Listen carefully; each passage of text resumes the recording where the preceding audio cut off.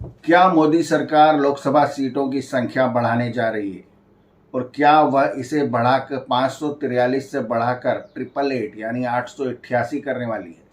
नमस्कार, सहज सियासत में आपका स्वागत है। मैं वेद मिश्रा। आज हम बात कर रहे हैं नए सेंट्रल विस्टा प्रोजेक्ट यानी कि संसद भवन में सीटों की संख्या 888 क्यों रखी गई। क्या मोदी सरकार जल्द ही लोकसभा की सीटों को 543 से बढ़कर 888 करने जा रही है? इसकी कुछ न कुछ सुगबुगाहट या संभावनाएं तो जरूर चल रही हैं, क्योंकि वर्तमान लोकसभा की सीटें 1976 की जनगणना पर आधारित हैं और उस हिसाब से लगभग 17 लाख की जनसंख्या पर एक सांसद है, जो कि जनसंख्या के हिसाब से काफी कम है। यानी कि सूत्र या जानकार या इस विषय के मर्मज्ञ बताते हैं कि कम से कम 10 लाख की जनसंख्या पर एक सांसद होना चाहिए। यदि ऐसा भी कर दिया गया और 888 तक इस संख्या को पहुंचा दिया गया तो भाजपा को जबरदस्त लाभ होने वाला है। वो इसलिए कि इन सीटों की संख्या जनसंख्या के हिसाब से, जिसे काऊ बेल्ट कहते हैं, वहीं पर बढ़ने वाली है, न कि साउथ में या तमिलनाडु में या केरल में या आंध्रा में। यह सीटें बढ़ेंगी सबसे ज्यादा उत्तर प्रदेश में, बिहार में, राजस्थान में और मध्य प्रदेश में, जो कि भाजपा के लिए बहुत ही उर्वरा माना जाता है।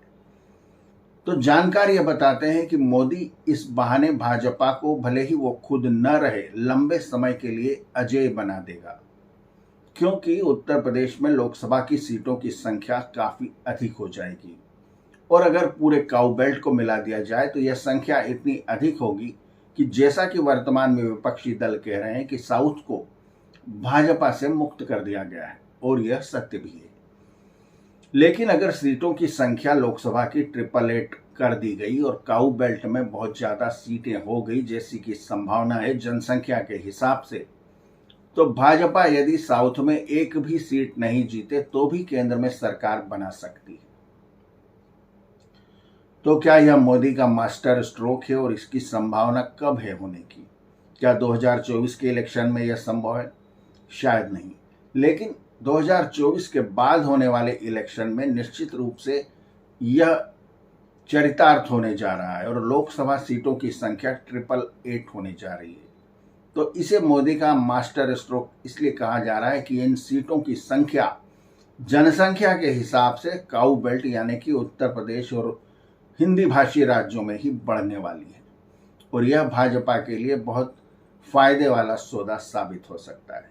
लेकिन क्या विपक्ष या साउथ के राजनेता या साउथ के दल इसे होने देंगे या इसमें अड़ंगे अटकाएंगे? क्योंकि ऐसा करने के लिए संविधान में संशोधन की जरूरत होगी। संविधान की धारा 80 और 81 में एक छोटा सा संशोधन करके इन सीटों की संख्या बढ़ाई जा सकती है। उसके बाद तो परिसीमन आयोग गठित करके इनको एडजस्ट किया जा सकता है या जो उचित है वो किया जा सकता है। इसलिए इसको करने में भी कोई बहुत बड़ी बाधा फिलहाल नजर नहीं आ रही, बशर्ते साउथ से कोई बड़ा आंदोलन न उठे कि देश में हमारा प्रतिनिधित्व बहुत ज्यादा कम हो गया और अब हमारी कोई अहमियत नहीं रहेगी, जैसा कि होगा अगर 888 सांसदों की संख्या हो जाती है। तो ये देखने वाली बात रहेगी कि क्या भाजपा उत्तर भारत में अगर सशक्त बल लगातार बनी रहती है तो क्या वह केंद्र सरकार में भी लगातार बनी रहेगी। अगर 888 संख्या सांसदों की कर दी जाती है, जैसा कि केंद्र सरकार या मोदी विचार कर रहे हैं, तो क्या मोदी का यह मास्टर स्ट्रोक कहा जाएगा जो उनके जाने के बाद भी भाजपा को लगातार सत्ता में बनाए रखेगा? ये तो वक्त बताएगा। सहज सियासत में फिलहाल इतना ही। वीडियो को देखने का बहुत शुक्रिया और चैनल को सब्सक्राइब करें और बेल आइकन के बटन को दबाएं, ताकि जब नया वीडियो अपलोड हो तो उसकी सूचना आपको तुरंत मिल जाए। धन्यवाद, थैंक यू, नमस्ते।